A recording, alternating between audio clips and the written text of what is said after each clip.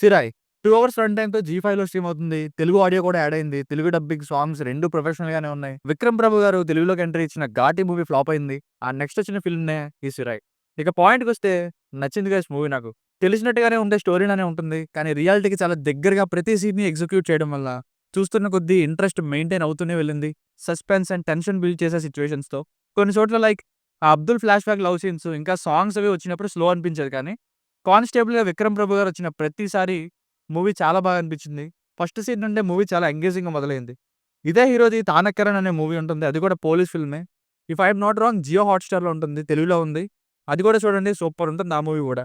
ఇక ఫ్యామిలీతో చూడొచ్చా అంటే ఒక చోట చిన్నదుంది గానీ అది అసలు ఏమి ఇబ్బంది పెట్టదు. సో ఫ్యామిలీతో కూడా చూడొచ్చు. ఇక బేసిక్ స్టోరీ లైన్ ఏంటంటే సింపుల్‌గా స్పాయిలర్స్ లేకుండా చెప్తే పోలీస్ కానిస్టేబుల్ అయిన హీరో విక్రమ్ ప్రభు గారు అలియాస్ శ్రీనివాసులు గారు అబ్దుల్ అనే ఒక ఖైదీని కోర్టులో హాజరుపరచడానికి ఓవర్ నైట్ లాంగ్ ఎస్కార్ట్‌లో మరొక ఇద్దరు పోలీసులతో కలిసి వెళ్తూ ఉంటారు. అప్పుడే ఒక ఇన్సిడెంట్ జరుగుతుంది. అదేంటి? ఇందులో ఉన్న మరొక కథ ఏంటి? చివరికి ట్విస్ట్ ఏంటి? అన్నది స్టోరీ.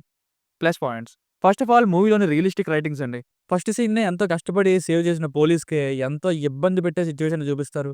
ఆ సీన్ చూడగానే నాకైతే బాబోయ్! పోలీస్ జాబ్ అంత ఈజీ కాదురా బాబు అనిపించింది. ఎంతో స్ట్రిక్ట్‌నెస్ కనిపించింది. ఇక ప్రతి సీన్ కూడా ఏదో సాగదీస్తున్నట్టు ఉండదు. మనం కూడా ఆ ఓవర్ నైట్ పోలీసులతో కలిసి ఎస్కార్ట్‌కి వెళ్తే, వాళ్ళతో పాటు ట్రావెల్ చేస్తే ఏమేమి చూస్తామో అదే జరిగింది. బేడీలు వేయడం, టాయిలెట్‌కి తీసుకెళ్లడం, బస్సులో జర్నీ చేయడం, కోర్టు, మెయిన్‌గా ఇంటర్వెల్ క్లైమాక్స్ 2 భలే వర్కౌట్ అయ్యాయి. ఒక్క లవ్ స్టోరీ టైమ్‌లో తప్ప మిగతా సీన్స్ అన్నీ చాలా ఇంట్రెస్టింగ్‌గా ఉన్నాయి. మెయిన్‌గా హిందీ, ముస్లిం కాన్‌ఫ్లిక్ట్ అనేది దాన్ని ఎక్కడ ఓవర్‌గాను ఇంకా పర్సనల్ అయిపోకుండా బానే హ్యాండిల్ చేశారు. జస్టిన్ ప్రభాకరన్ గారి పేరుని స్టార్టింగ్ టైటిల్స్ టైమ్‌లో చూసినప్పుడే బాగా ఇస్తారనుకున్న మ్యూజిక్ అలానే చాలా బాగుంది మ్యూజిక్. ఇక తెలుగు డబ్డ్ సాంగ్స్‌ని చాలా కేర్‌ఫుల్‌గా డబ్ చేశారు. సినిమాటోగ్రఫీ చాలా చాలా బాగుంది. 1980స్, 2000s టైమ్‌ని బాగా చూపించారు. మెయిన్‌గా 2000స్‌ని సెలెక్ట్ చేసుకోవడం వల్ల ఈ సీసీ కెమెరాలు, మొబైల్స్ లాంటి లాజిక్స్‌ని ఎలిమినేట్ చేశారు. Minus points. నాకైతే ముందు చెప్పినట్టుగానే లవ్ సాంగ్స్ చాలా ఎక్కువైపోయాయి అనిపించింది. ఆ ఫ్లాష్ బ్యాక్ స్టోరీ ఇంకొంచెం ఇంట్రెస్టింగ్‌గా ఉంటే బావున్ను. ఎమోషనల్‌గా ఉంది. కానీ ఇంకా పెంచొచ్చు. ప్రతిసారి వాళ్ళ బావే టార్చర్ చూపించడం, చివరికి అతని క్యారెక్టర్‌ని ఏం చేయకుండా ఎండ్ చేయడం ఇవి మైనస్‌లు అనిపిస్తాయి. ఇంకా కొన్ని చోట్ల మరీ హెవీ కోఆపరేషన్ అయిపోతుందేమో పోలీస్ సైడ్ నుండి అని కూడా అనిపించింది.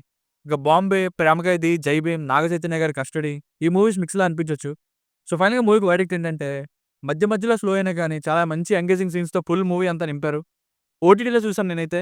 నాకైతే సాటిస్ఫైయింగ్ గానే ఉంది. లాస్ట్‌కి వెళ్తున్న కొద్దీ ఏమవుతుందనే టెన్షన్ అయితే బిల్డ్ అయింది. కొన్ని కొత్త సీన్స్ కూడా చూసాననే సాటిస్ఫాక్షన్ కూడా వచ్చింది.